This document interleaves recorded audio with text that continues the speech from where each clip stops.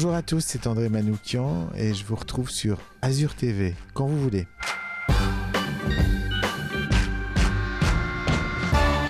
Bonsoir à tous. Même si on a découvert André Manoukian pas mal de fois à la télé ces derniers temps, alors soit aux côtés de Tété dans un genre de road trip musical, dans Fais pas ci, fais pas ça, la série sur France 2 dans le rôle de l'ex-mari, ou encore comme juré de l'émission La Nouvelle Star sur M6, André Manoukian n'est pas un homme de télé. Il y va de temps en temps quand ça lui plaît, quand ça lui fait plaisir, mais avant tout c'est un musicien, un compositeur, un pianiste qui n'est jamais aussi bien que quand il est assis devant son piano.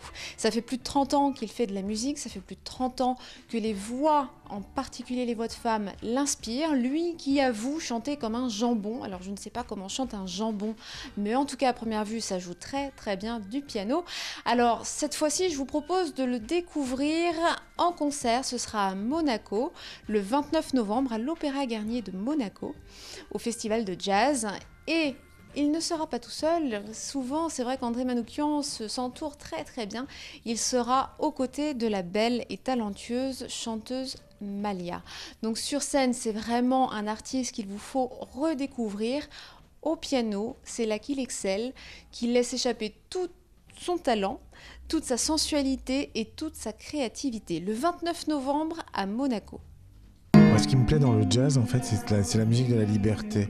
Je compare souvent ça, puisque je suis montagnard aussi, que je vis à Chamonix, avec un skieur. Quand vous apprenez, vous êtes obligé de rester dans la piste, encadré. Quand vous apprenez à tourner, il y a des slaloms, les virages, il faut les faire là, il faut suivre le moniteur, etc.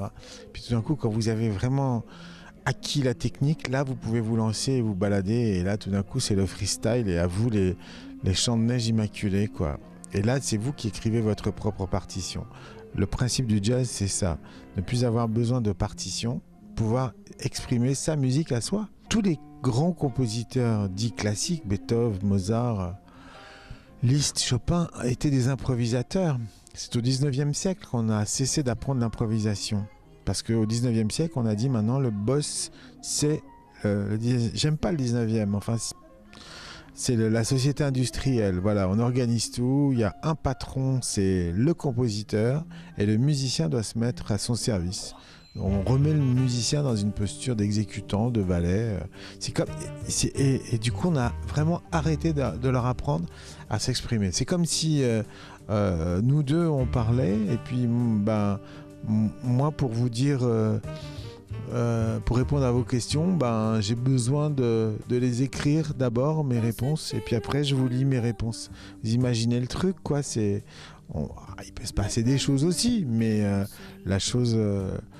spontané, le ping-pong, le va-et-vient, la vie, quoi. Et puis juste prendre son instrument et puis aller au feeling comme ça, se laisser guider. C'est une liberté que nous envient tous les musiciens classiques qui ne savent pas improviser.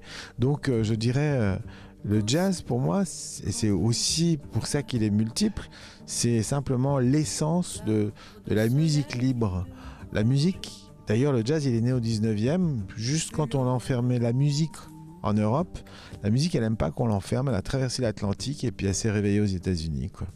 Si loin, si près, le souvenir